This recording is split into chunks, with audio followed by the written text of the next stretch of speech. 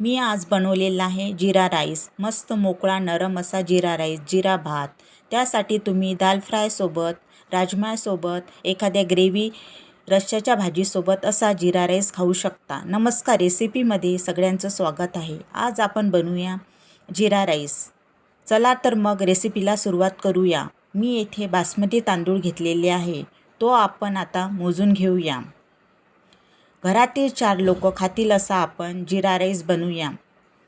जिरा rice हा कोणत्याही रश्श्याच्या भाजीसोबत आपण खाऊ शकतो. 3 वाटी तांदूळ आपण आता मोजून घेऊया. तुमच्या घरामध्ये जी वाटी असेल त्या वाटीने तुम्ही तांदूळ मोजून घेऊ शकता. असे मी 3 वाटी तांदूळ मोजून घेतलेले आहे.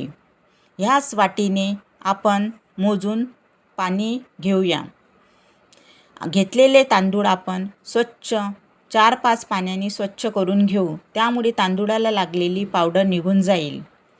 आपले तांदूळ आता स्वच्छ धुवून घेतलेले आहे.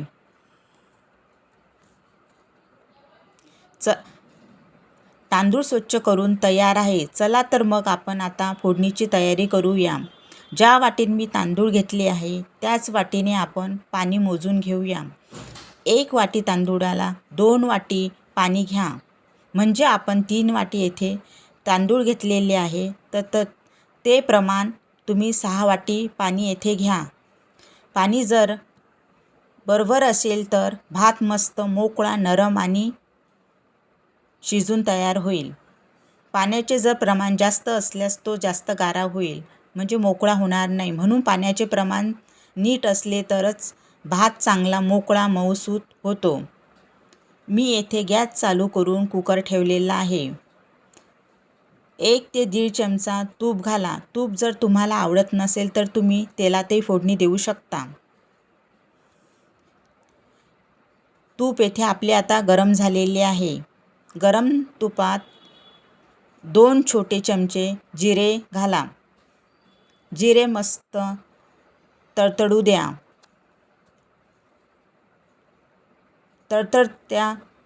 जिरे तडतडल्यावर मिक्स करून घ्यावे.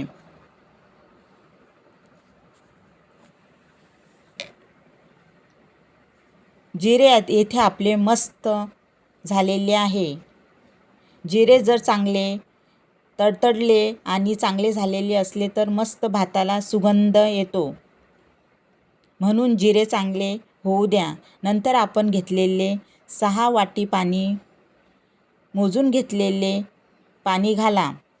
आपल्या इथे मस्त फोडणीचा वर तुपाचा आणि जिऱ्याचा तवंगा आलेला आहे.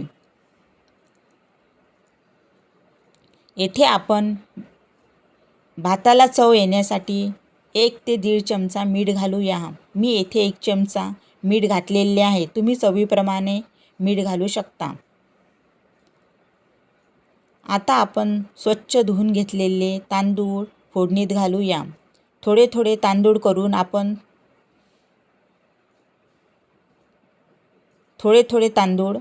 फोडणीत घालूया.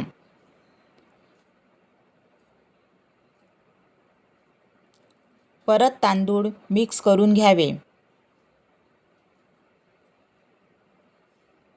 म्हणजे भातात टाकलेले मीठ चांगले तांदूळाला लागेल आणि ते चांगले मिक्स होईल. गॅस कमी आचेवर करून कुकरचे झाकण लावून 2 शिटी करून घ्या. वाफ जाईपर्यंत झाकण काढू नका.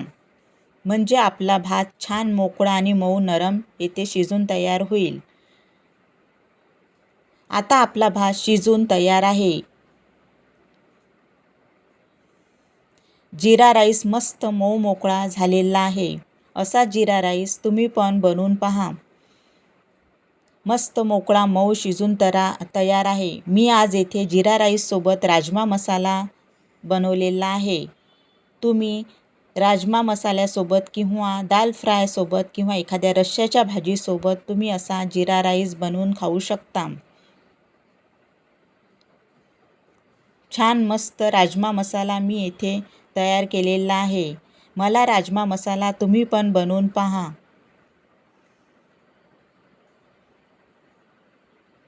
रेसिपी आवडली असेल तर लाईक करा.